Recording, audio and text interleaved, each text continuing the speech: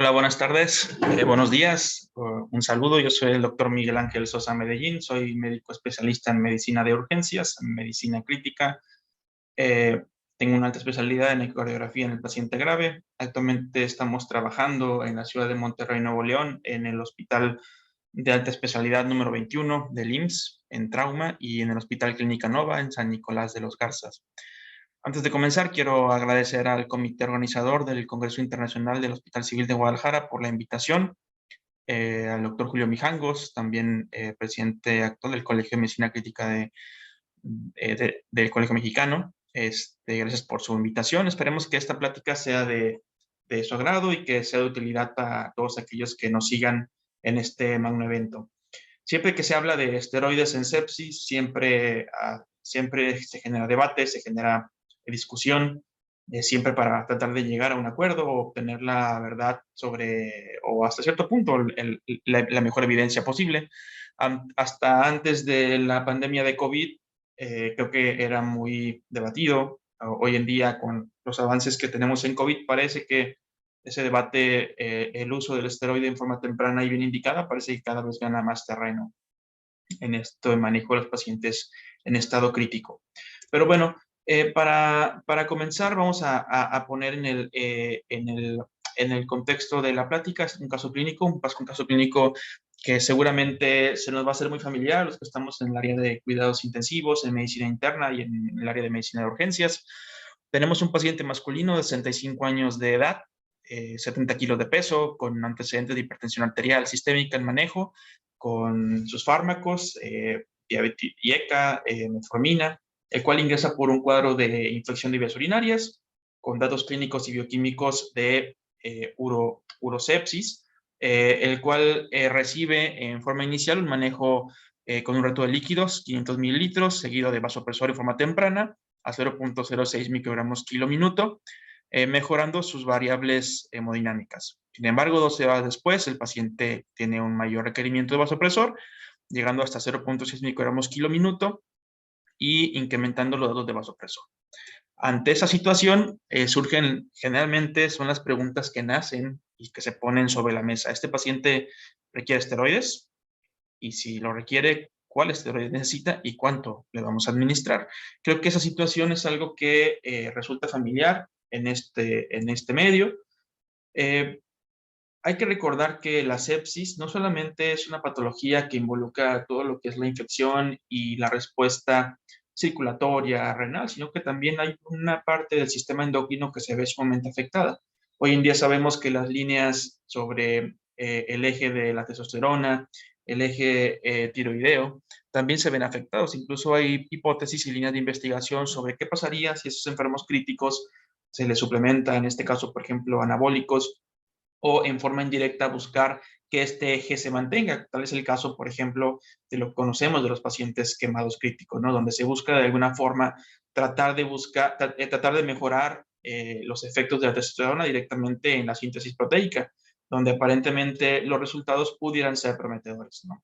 Se ha estudiado mucho sobre el reponer hormonas tiroideas en aquellas patologías con tiroides enfermas, donde parece que no hay tanto un gran beneficio en esa situación, pero como sabemos, lo que más se ha estudiado es el eje suprarrenal, donde tenemos la gran mayoría de información sobre esta situación clínica, donde sin duda favorece un estado de una pobre respuesta hemodinámica en esos tipos de pacientes. Pero como podemos ver en este esquema, los pacientes con choque séptico y con sepsis, si hacemos una revisión del perfil hormonal de sus enfermos en la fase crítica, tienen alteraciones que pudieran ser significativas en su evolución. El desencadenante de una respuesta cardiovascular no efectiva o una falla circulatoria que es refractaria en terapia intensiva le conocemos como CIRSI, ¿no? Es un tema y un concepto muy conocido por los que estamos en este medio. El CIRSI es básicamente la insuficiencia de corticosteroides relacionada a una enfermedad crítica, el cual resulta de 4 puntos importantes: por daño a células endocrinas, principalmente al eje hipotálamo suprarrenal, alteración de este mismo eje, alteración del metabolismo del cortisol y la resistencia a los corticosteroides, los cuales en conjunto, debido a una situación de hipoperfusión o de resistencia o de mala calidad del mismo, nos van a generar un estado refractario de choque, en el cual va a ser muy difícil mantener al enfermo sin estas medidas terapéuticas. Siempre resulta muy interesante hacernos la pregunta, bueno, ¿cuál será el mejor momento de iniciar el esteroide? Cuando tengamos una prueba diagnóstica, cuando nuestro cortisol esté bajo, cuando se encuentren cambios en este mismo cortisol, lo que se le conocería como delta de cortisol.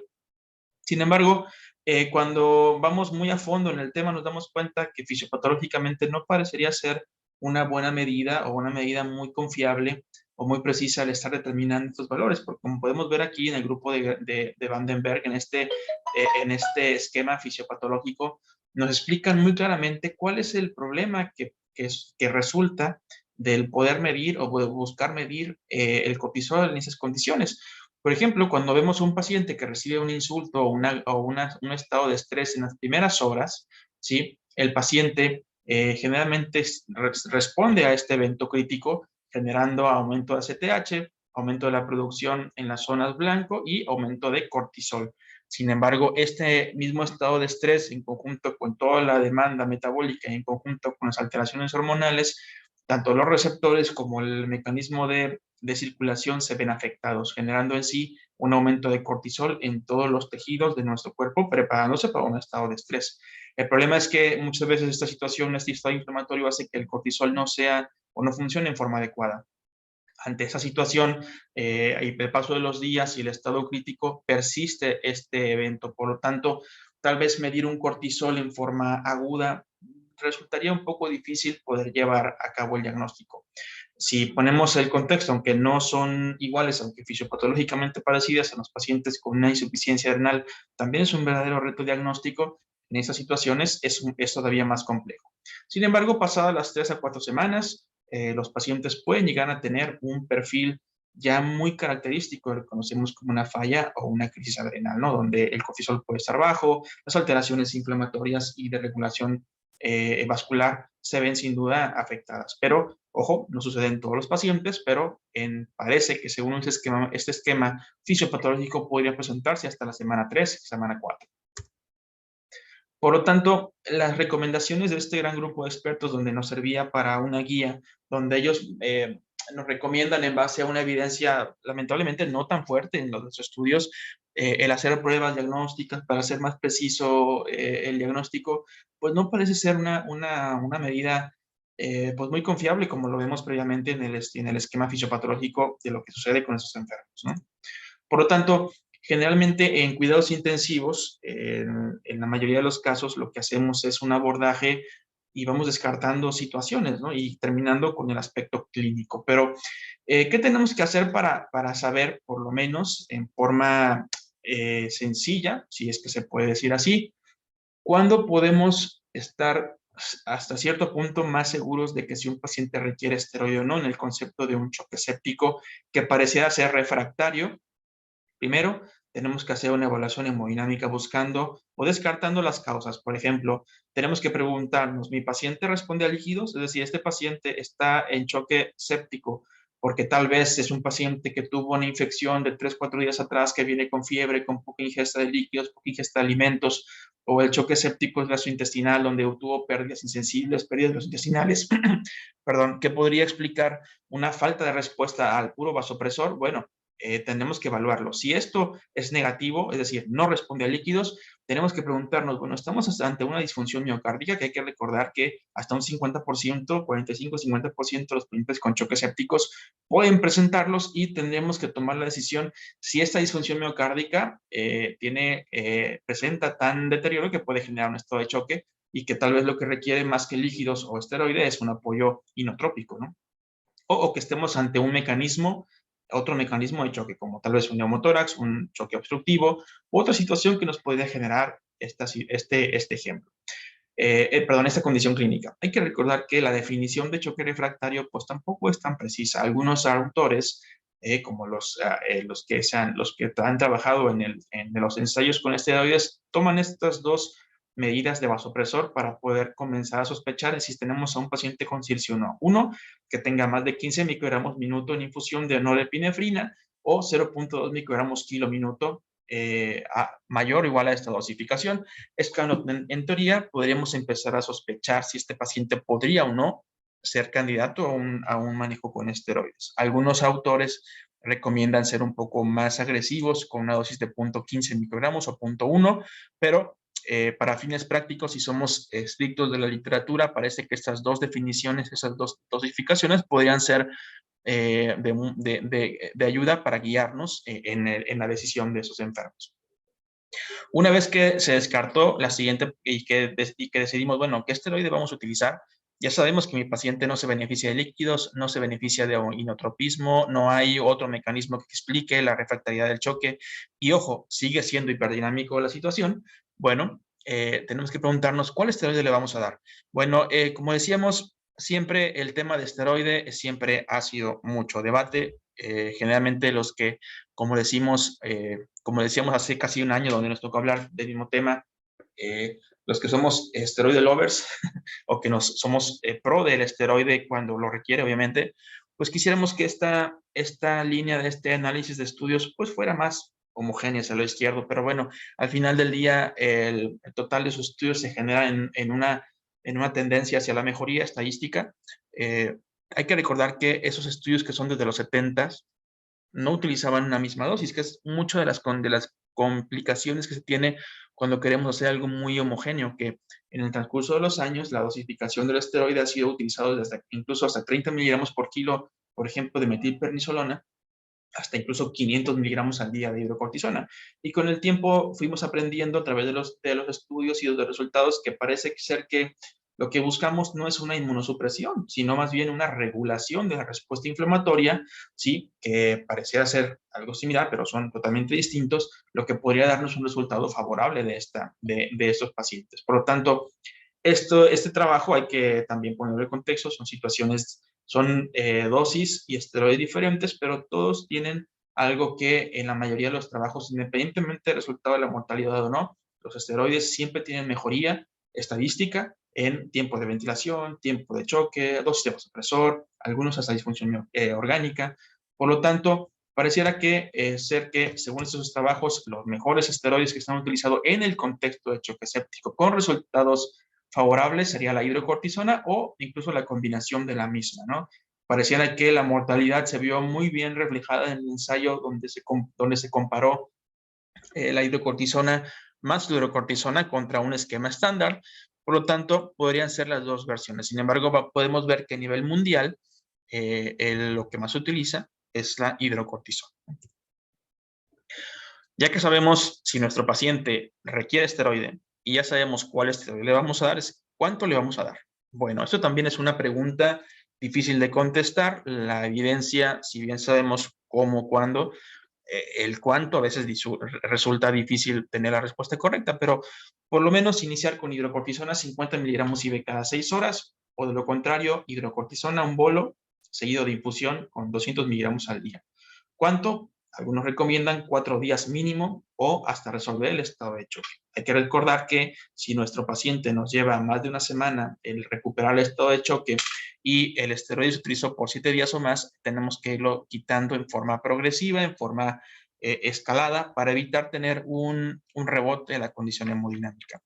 ¿Qué es lo que hacemos en la práctica clínica en donde trabajamos? Bueno, como todo en medicina sabemos que no existen recetas de cocina, tenemos que poner en forma diferente cada paciente, cada contexto. Por ejemplo, si es un paciente que a lo mejor estamos en el tercer o cuarto día, donde viene de un balance positivo, tal vez resultaría un poco difícil colgarle una infusión más a ese balance hídrico. Mejor, en ese caso, pasarlo en bolos cada 6 horas podría ser una medida. Si es un paciente que estamos en etapas tempranas, donde incluso puede ser beneficiado de seguir dándole manejo con reanimación, pues la infusión no sería para nada descabellada, ¿no?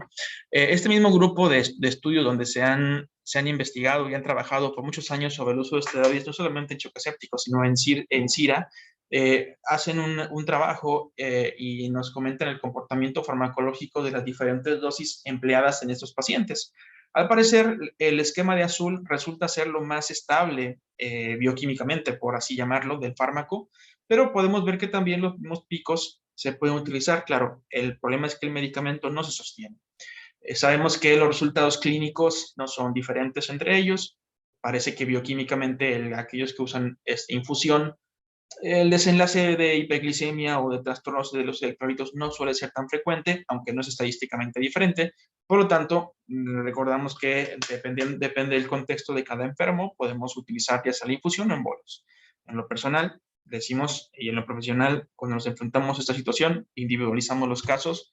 Si es un paciente que se puede beneficiar aún más de una infusión, bueno, infusión. De lo contrario, damos hidrocortisona 50 miligramos IV cada 6 hasta que se resuelva el choque, y si se resuelve en menos de una semana, se interrumpe en forma rápida. Si más de una semana, 5 o 7 días, vamos disminuyendo la dosis en forma progresiva.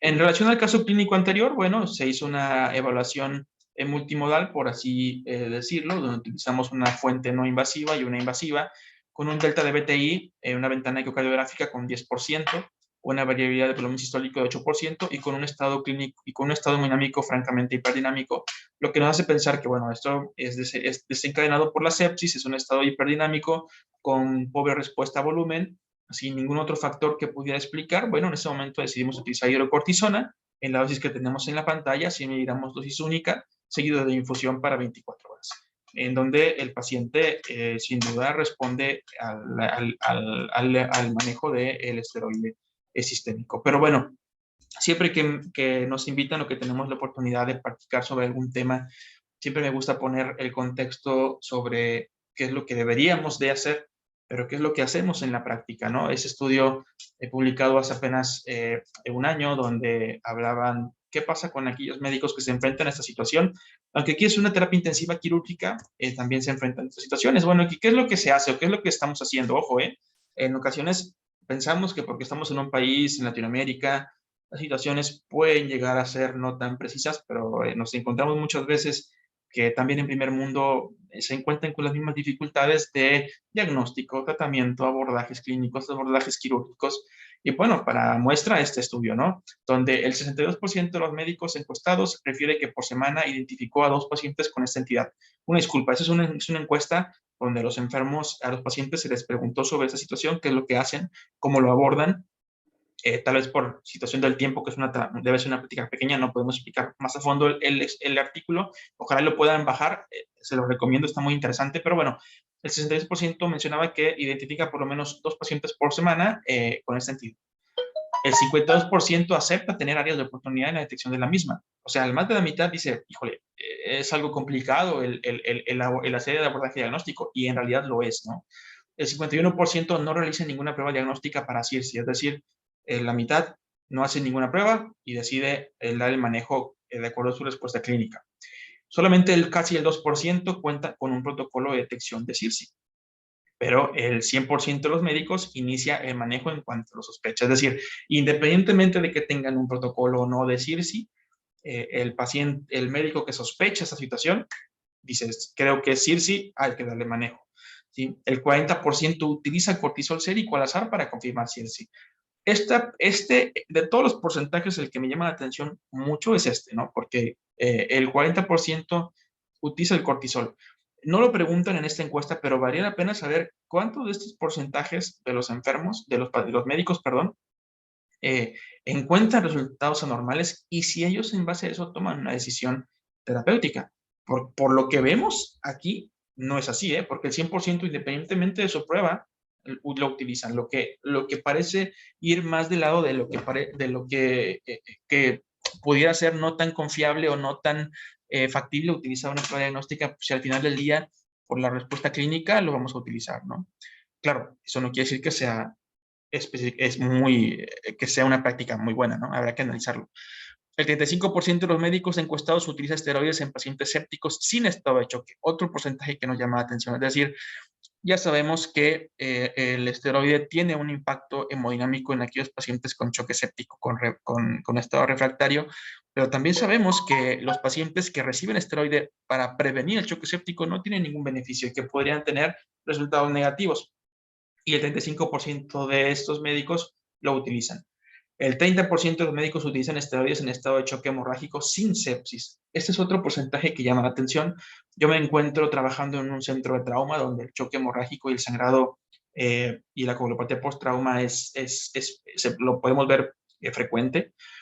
Lo que hemos aprendido es que en la primera fase, vaya, si nosotros nos enfocamos en el concepto del choque hipovolémico, donde por cuestiones de definición estaremos encontrando un gasto cardíaco disminuido, bla, bla, bla.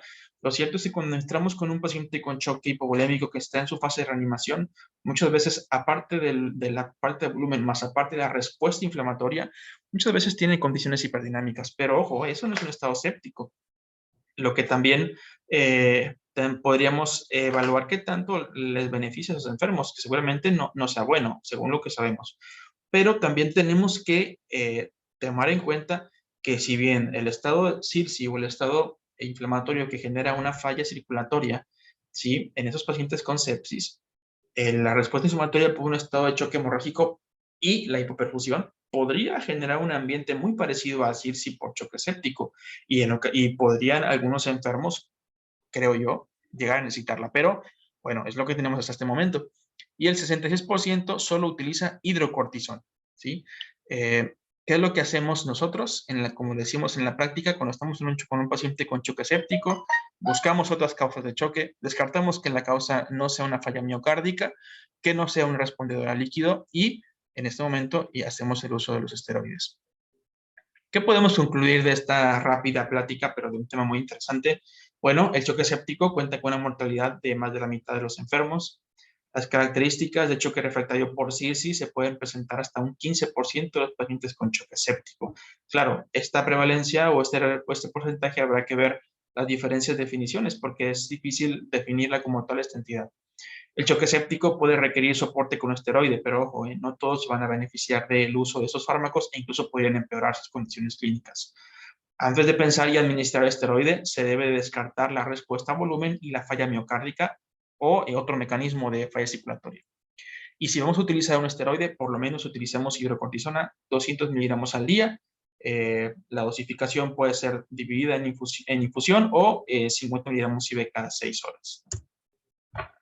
Muchas gracias por su atención. Les dejo mi correo electrónico, quien gusta compartir información. Y también en las redes sociales tenemos un pequeño espacio donde compartimos información y a veces hacemos alguno que otro video. No es muy grande, pero lo consideramos pues, adecuado para pues, poner ahí información, compartirla, recibir también información y creo que de esto se aprende mucho. Muchas gracias. Nuevamente agradecemos al comité organizador y les mandamos un abrazo.